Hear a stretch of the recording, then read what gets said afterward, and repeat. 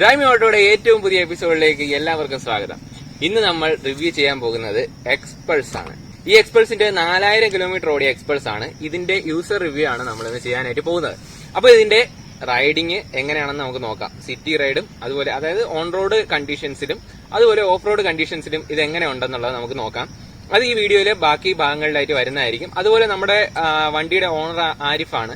അപ്പൊ ആരിഫുമായിട്ട് നമുക്ക് ആരിഫിന്റെ അനുഭവങ്ങളും നമുക്ക് എന്തൊക്കെയാണ് ഉള്ളതെന്നുള്ളത് നമുക്ക് പുള്ളിയോട് ചോദിക്കാം.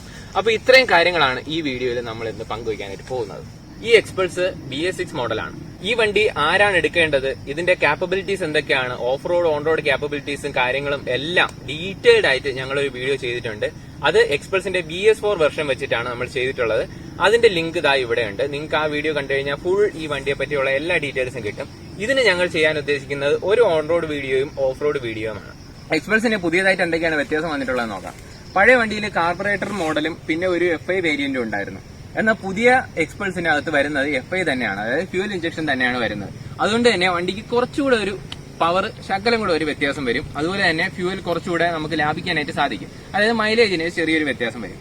പിന്നെ വണ്ടിയിൽ ബാക്കി ലുക്കും കാര്യങ്ങളൊക്കെ നോക്കുകയാണെങ്കിൽ ഹെഡ്ലൈറ്റും ബാക്കി എല്ലാ സംഭവങ്ങളും പഴയതുപോലെ തന്നെയാണ്. പ്രത്യേകിച്ച് അതിലൊന്നും മാറ്റങ്ങളൊന്നും വരുന്നില്ല. പിന്നെ ഇതിന്റെ ഹെഡ്ലൈറ്റ് നോക്കിക്കഴിഞ്ഞാൽ അറിയാം, വളരെ മനോഹരമായ രീതിയിലാണ് ഈ ഹെഡ്ലൈറ്റ് ഡിസൈൻ ചെയ്തിരിക്കുന്നത്. പിന്നെ ഒരുപാട് പേര് പറഞ്ഞു കേട്ടിട്ടുള്ളതെന്ന് വെച്ച് കഴിഞ്ഞാൽ ഹെഡ്ലൈറ്റിന് രാത്രി ഇത്രയും ലുക്കൊക്കെ ഉണ്ടെങ്കിലും രാത്രിയിൽ വെളിച്ചം കുറച്ച് പ്രശ്നമുണ്ട്, അല്ലെങ്കിൽ വെളിച്ചം ഡിമ്മാണ് എന്നുള്ള ഒരു പ്രശ്നം പലരും പറഞ്ഞു കേട്ടിട്ടുണ്ട്. എന്തായാലും ഞങ്ങൾ രാത്രി ഓടിച്ച് നോക്കിയില്ല. അപ്പോ അങ്ങനെ ഒരു ഡിസഡ്വാൻറ്റേജ് ആണ് നമ്മൾ കേൾക്കുന്നത് പൊതുവായിട്ട്. പിന്നെ സസ്പെൻഷൻ വന്നു കഴിഞ്ഞാൽ പക്കാ സ്മൂത്ത് സസ്പെൻഷൻ ആണ് കേട്ടോ. അതായത് ഫ്രണ്ടിലായിരുന്നാലും ബാക്കിലായിരുന്നാലും നമ്മളൊരു ഗട്ടറിലൊക്കെ വീണ് കഴിഞ്ഞാലും പെട്ടെന്നൊരു കുഴിയിലൊക്കെ വീണ് കഴിഞ്ഞാലും നമുക്ക് ഭയങ്കരമായിട്ട് അത് അഫക്ട് ചെയ്യില്ല. അങ്ങനത്തെ ഒരു സസ്പെൻഷനാണ് ഇതിൽ വന്നിട്ടുള്ളത്. അതായത് ഓഫ് റോഡിങ്ങിന് പറ്റിയ സാധനമാണ്. ഇത് ഹീറോയുടെ ഒരു ബിഗിനർ ഫ്രണ്ട്ലി അഡ്വഞ്ചർ ടൂറർ ബൈക്കാണെന്ന് തന്നെ നമുക്ക് പറയാം. ഈ വണ്ടിയിൽ എനിക്ക് ഏറ്റവും ഇഷ്ടപ്പെട്ട ഒരു കാര്യത്തിനെ പറ്റിയാണ് ഇനി ഞാൻ പറയാൻ പോകുന്നത്. ഈ വണ്ടിയുമായിട്ട് ഇപ്പോൾ നിലവിലെ കോമ്പറ്റീഷൻ എല്ലാവരും പറയുന്ന കാര്യം എന്ന് പറയുന്നത് ഹിമാലയനുമായിട്ടാണ്. അപ്പൊ ഹിമാലയനും ഇതും തമ്മിലുള്ള വ്യത്യാസം എന്താണെന്ന് വെച്ച് കഴിഞ്ഞാൽ ഹിമാലയൻ നല്ല വെയിറ്റ് ഉള്ള വണ്ടിയാണ്, പവർ കൂടിയ വണ്ടിയാണ്.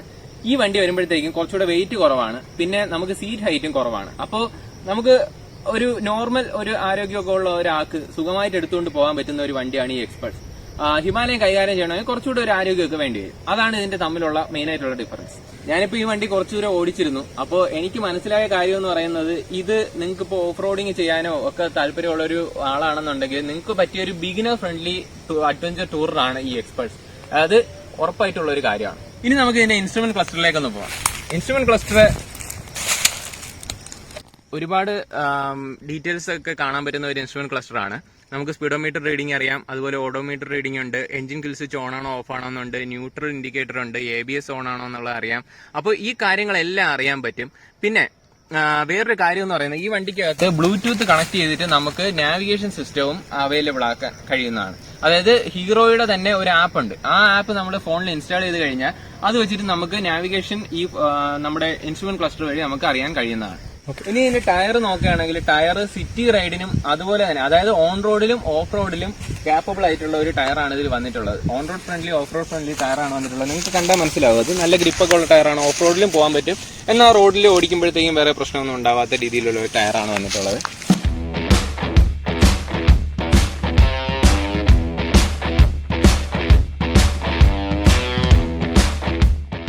പിന്നെ ഈ വണ്ടിക്ക് സ്പെയർ പാർട്സിനെല്ലാം വില ഒരു നോർമൽ റേറ്റ് ആണ്, അതായത് വളരെ കുറവാണെന്ന് തന്നെ നമുക്ക് പറയാം. ഇപ്പോൾ നമ്മൾ കഴിഞ്ഞ വീഡിയോയിൽ നമ്മൾ പറഞ്ഞിട്ടുണ്ട്, ആ പുള്ളിക്കാരൻ നമ്മുടെ ഹാൻഡിൽ ബാർ മാറിയപ്പോഴത്തേക്കും അതിന് വെറും 300 രൂപ മാത്രമേ ആയിട്ടുള്ളൂ. അതായത് ജസ്റ്റ് ഒന്ന് മാറി വീണിട്ട് അന്ന് വളഞ്ഞ ബെൻഡ് ഉണ്ടായിരുന്നു. അപ്പൊ ആ ബെൻഡ് കാരണം ഹാൻഡിൽ ബാർ മാറിയോ 300 രൂപ മാത്രമേ ഉണ്ടായിരുന്നുള്ളൂ. അത്രയ്ക്കും ആക്സസറീസിനെല്ലാം കോസ്റ്റ് വളരെ കുറവാണ്, അല്ലെങ്കിൽ സ്പെയർ പാർട്സിന് കോസ്റ്റ് വളരെ കുറവാണെന്നുള്ളത് ഇതിന്റെ ഒരു സ്പെഷ്യാലിറ്റിയാണ്. ഇനി നമുക്ക് വണ്ടിയുടെ ഓണറിന്റെ എക്സ്പീരിയൻസ് എങ്ങനെയാണെന്നുള്ളത് നോക്കാം. നമുക്ക് ആരിഫ് ഇവിടെ ഉണ്ട്. ആരിഫാണ് വണ്ടിയുടെ ഓണർ. അപ്പൊ നമുക്ക് പുള്ളിയോട് നമുക്ക് കാര്യങ്ങളൊക്കെ ഡീറ്റെയിൽസ് ചോദിച്ചറിയാം. Arif, welcome to driving auto. അപ്പോ ആരിഫ്, ഞാൻ ചോദിക്കുന്നത് വണ്ടിക്ക് മൈലേജ് ഒക്കെ എങ്ങനെയാണ്? മൈലേജ് ലോങ് ഓടുമ്പോ 50-55 കിട്ടും, കുഴപ്പമില്ല. പിന്നെ ഓഫ് റോഡിന് ഒരു കുറവാണ്. ഓഫ് റോഡ് എന്ന് പറഞ്ഞാൽ നമ്മൾ ചെറിയ ഓട്ടോ അല്ലേ ഓടണം, കുണ്ടോട്ടോ ഓടുമ്പോ നല്ല കുറവുണ്ട്. പോയിന്റ് വ്യത്യാസത്തിനൊക്കെ മൈലേജ് കുറവാണ്. പിന്നെ വെള്ളം പറഞ്ഞാൽ ഷോക്കൊക്കെ പൊളിയാണ്. ഫ്രണ്ട് ഷോക്ക് ഓഫ് റോഡിനൊക്കെ പക്കയാണ്. പിന്നെ ബാക്ക് സീറ്റിന് ഒരു ഇതെന്ന് നെറ്റിന്ന് പറഞ്ഞാൽ ഒരു ചെറിയ അടിയുണ്ട്. ഒരു ചെറിയ അടി മാത്രമേ ഉള്ളൂ. പിന്നെ വേറെ അങ്ങനെ വലുതായിട്ടൊന്നുമില്ല. സീറ്റിംഗ് കംഫർട്ട് ഒക്കെ എങ്ങനെയാണ്? സീറ്റിംഗ് പക്കയാണ്. റൈഡിംഗ് കംഫർട്ട് എല്ലാം നല്ല പക്കയാണ്. ഇതിന് ജെൽ സീറ്റ് ആക്കിയ അത്ര നല്ല വേറെ വണ്ടികളൊക്കെ. പിന്നെ ഇത് എടുത്തപ്പോ എത്രയായിരുന്നു? ഓൺ റോഡ് എത്രയായിരുന്നു? ഞാൻ CC-ട്ടാണ് വണ്ടി എടുത്തത്. അപ്പം ഇത് ഓൺ റോഡ് 140 140.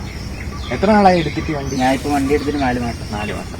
കിലോമീറ്റർ എത്രയാണ് ഓടിയിട്ടുള്ളത്? Kilometre 4 something. അപ്പൊ ഇതുവരെ എന്താണ് ഇതില് നെഗറ്റീവായിട്ട് എന്തെങ്കിലും പറയാനുണ്ടോ? എന്തെങ്കിലും പ്രശ്നങ്ങൾ ഉണ്ടായിട്ടുണ്ടോ? ഞാൻ കണ്ടുപിടിച്ചിട്ടില്ല. നെഗറ്റീവ് പറയാൻ പറ്റില്ല, കാരണം എനിക്ക് ഒത്ത ഒരു വണ്ടിയാണ്. എനിക്ക് ഇഷ്ടപ്പെട്ട ഒരു വണ്ടിയാണ്. ഞാൻ ഇമ്പൾസ് ആണ് ഫസ്റ്റ് നോക്കിയിരുന്നത്. അപ്പൊ എനിക്ക് പിന്നെ അത് കിട്ടാത്തതുകൊണ്ടാണ് ഞാൻ പിന്നെ ഇതിലോട്ട് ഈ എക്സ്പൾസ് എടുത്തത്. പിന്നെ പോസിറ്റീവ്സ് പറയുകയാണെങ്കിൽ എന്തൊക്കെയാണ്? ഈ പറഞ്ഞ കാര്യങ്ങളൊക്കെ തന്നെയാണോ? അധികം പവർ ഇല്ല, എനിക്ക് പവർ ഇല്ലാത്ത വണ്ടിയാണ് ഇഷ്ടം. പിന്നെ അധികം പവർ ഇല്ല, പിന്നെ മൈലേജ് ഓഫ് റോഡിങ്ങിന് പക്ക. ഓഫ് റോഡിങ്ങിന് പക്കയാണ്. അതിനൊരു നെഗറ്റീവ് ഇല്ല, പക്കയാണ്, എല്ലാം പക്കയാണ്. അപ്പോ ആരിഫ്, താങ്ക് യു ഈ അനുഭവങ്ങളൊക്കെ പങ്കുവെച്ചതിന് ആരിഫിന് നന്ദി. ഇനി നമുക്ക് ഈ വണ്ടിയുടെ ഓഫ് റോഡിങ് ക്യാപ്പബിലിറ്റീസ് ഒന്ന് നോക്കാം. ഇവിടെ നമുക്ക് ഓടിച്ചു കഴിഞ്ഞാൽ അറിയാം ഇതെങ്ങനെ ഉണ്ടെന്നുള്ളത്. ശരിക്കും ഞാനിപ്പോൾ ഫ്രണ്ടിൽ കുറച്ച് ദൂരം ഓടിച്ച് വന്നായിരുന്നു, എൻ്റെ വീടിൻ്റെ അവിടുത്തെ കുറച്ച് ദൂരം ഇങ്ങനെ ഓടിച്ച് വന്നിരുന്നു. അപ്പോൾ കുറേ ഗട്ടറിലൊക്കെ കയറിയൊക്കെ വന്ന് നിങ്ങൾ കണ്ടിട്ടുണ്ടാവും. നല്ല സസ്പെൻഷനാണ് കേട്ടോ, അത് പറയാതെ വയ്യ.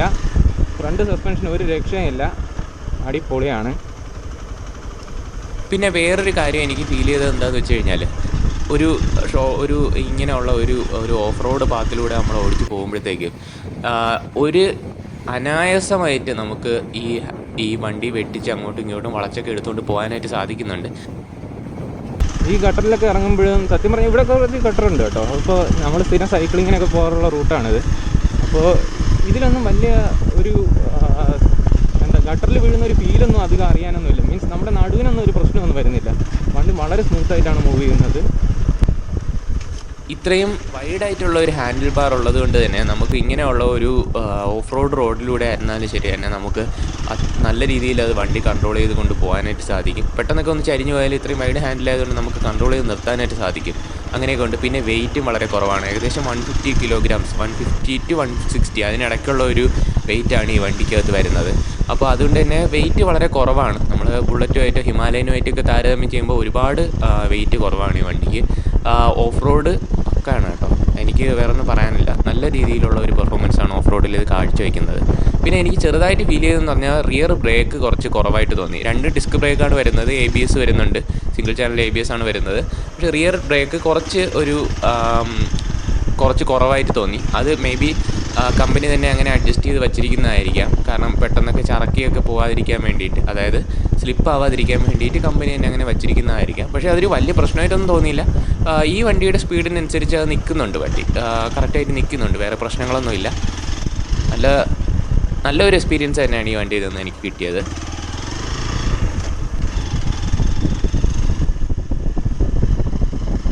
നമുക്കിപ്പോൾ ഓൺ റോഡ് ഓടിച്ച് നോക്കുകയാണെങ്കിലും വണ്ടിക്ക് നല്ല സ്മൂത്തായിട്ട് കയറി പോകുന്നുണ്ട്. വണ്ടി നമ്മൾ കൈ കൊടുക്കുന്നതിനനുസരിച്ച് തന്നെ കയറുന്നുണ്ട്, വേറെ പ്രശ്നങ്ങളൊന്നുമില്ല. നല്ല പവർ, മീൻസ് ഒരുപാടല്ല, എന്നാൽ അത്യാവശ്യം പവർ ഫീൽ ചെയ്യുന്നുണ്ട്. ഫ്യൂൽ ഇഞ്ചക്ഷൻ സിസ്റ്റം ആയതുകൊണ്ട് തന്നെ ഇതിന് അത്യാവശ്യം മൈലേജും കിട്ടും. ഏകദേശം നല്ല മൈലേജ് തന്നെ ഇതിന് കിട്ടും. അങ്ങനെ ഒരു പ്രത്യേകതയുണ്ട്. ഫ്യൂൽ ഇഞ്ചക്ഷൻ ആയതുകൊണ്ട് തന്നെ ഇതിന് നല്ല മൈലേജും തരാനായിട്ട് സാധിക്കുന്നുണ്ട്. അപ്പോൾ വണ്ടി മൊത്തത്തിൽ കൊള്ളാം. റിയർ വ്യൂ മിററും എല്ലാം അതിൻ്റെ ജോബ് കറക്റ്റായിട്ട് ചെയ്യുന്നുണ്ട്. നമുക്ക് റിയർ വ്യൂ എല്ലാം നല്ല ക്ലിയർ ആയിട്ട് കാണാനൊക്കെ പറ്റുന്നുണ്ട്.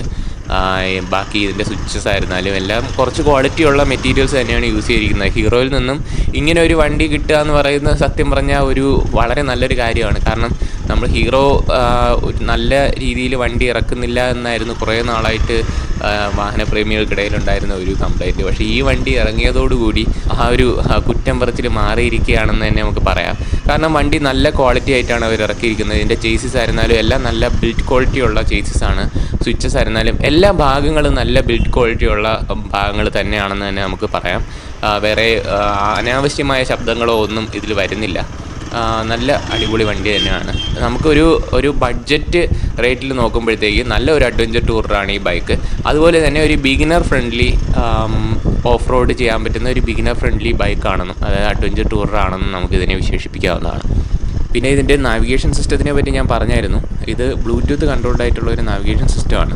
അപ്പോൾ നമ്മുടെ ഫോണ് ബ്ലൂടൂത്ത് വഴി ഇതിൽ കണക്ട് ചെയ്ത് കഴിഞ്ഞാൽ നമുക്ക് ആ ഫോണിൻ്റെ ഇൻ്റർനെറ്റ് യൂസ് ചെയ്തിട്ട് അതിൽ ഹീറോയുടെ ഒരു ആപ്പുണ്ട്. ആ ആപ്പ് ഇട്ട് കഴിഞ്ഞാൽ നമുക്ക് നാവിഗേഷൻ കറക്റ്റായിട്ട് നോക്കിയിട്ട് ലൊക്കേഷൻ എല്ലാം കാണാനായിട്ട് സാധിക്കും.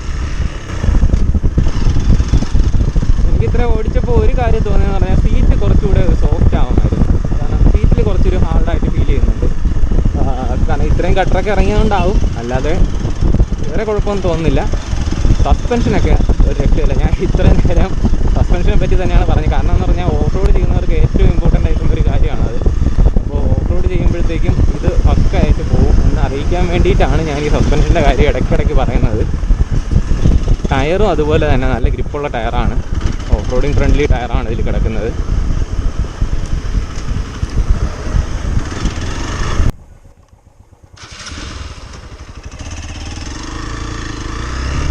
പിന്നെ വണ്ടിക്ക് അത്യാവശ്യം നല്ലൊരു ഇൻഷ്യൽ കിട്ടുന്നുണ്ട്. അതായത് 200cc വണ്ടിക്കുള്ള പവർ ഇല്ലയെന്നുണ്ടെങ്കിലും അത്യാവശ്യം നല്ലൊരു ഇൻഷ്യൽ പവർ ഇതിന് നൽകാനായിട്ട് സാധിക്കുന്നുണ്ട്.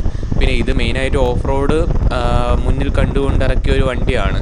അതുകൊണ്ട് തന്നെ ഒരുപാട് പവറിനെക്കാളും, അതായത് ടോപ്പ് സ്പീഡിനെക്കാളും ഇവർ കൂടുതലും നോക്കുന്നത് ആ ഒരു ഓഫ് റോഡ് പെർഫോമൻസ് ആണ് കൂടുതലും ഹീറോ ഇതിൽ നോക്കുന്നത്. അതുപോലെ തന്നെ ഓൺ റോഡിൽ തീരെ മോശമായിട്ടുള്ള ഒരു പെർഫോമൻസ് അല്ല ഇത് കാഴ്ചവെക്കുന്നത്. വളരെ നല്ല പെർഫോമൻസ് തന്നെയാണ് ഓൺ റോഡിലും കാഴ്ചവെക്കുന്നത്. പക്ഷേ ഒരു 90 km സ്പീഡ് വരെയൊക്കെയാണ് ഇതിൻ്റെ കറക്റ്റായിട്ടുള്ള ഒരു സ്പീഡ് എന്ന് പറയുന്നത്. അതിലും കൂടുതൽ സ്പീഡിലൊക്കെ പോയി കഴിഞ്ഞാൽ വണ്ടി വൈബ്രേഷൻ വരാനും ഫുഡ് റെസ്റ്റിലൊക്കെ വൈബ്രേഷൻ വരാനുള്ള സാധ്യതയൊക്കെ ഉണ്ട്. പിന്നെ ഇൻസ്ട്രുമെൻറ്റ് ക്ലസ്റ്റർ എല്ലാം ഈ സമയത്ത് നല്ല ഡിസ്പ്ലേ എല്ലാം നല്ല ക്ലിയർ ആയിട്ട് കാണാൻ പറ്റുന്നുണ്ട്. നിങ്ങൾക്ക് ഗോപ്രോയിലൂടെ കറക്റ്റായിട്ട് കാണാൻ പറ്റുന്നുണ്ടോ എന്നറിയില്ല, പക്ഷേ വെയിലടിച്ചിരുന്നാലും നല്ല രീതിയിൽ തന്നെ കാണാൻ പറ്റുന്നുണ്ട്. ഇതിൻ്റെ നാവിഗേഷൻ സിസ്റ്റത്തിനെ പറ്റി ഞാൻ നേരത്തെ പറഞ്ഞായിരുന്നു. ബ്ലൂടൂത്ത് കൺട്രോൾഡ് നാവിഗേഷൻ സിസ്റ്റമാണ് അത്. നമ്മുടെ ഫോണിൽ ഒരു ഹീറോയുടെ ഒരു ആപ്പ് ഇട്ട് കഴിഞ്ഞാൽ നമുക്ക് അതുവഴി നാവിഗേഷൻ കറക്റ്റ് നോക്കിയിട്ട് നമുക്ക് വണ്ടി ഓടിച്ച് പോകാനായിട്ട് സാധിക്കും.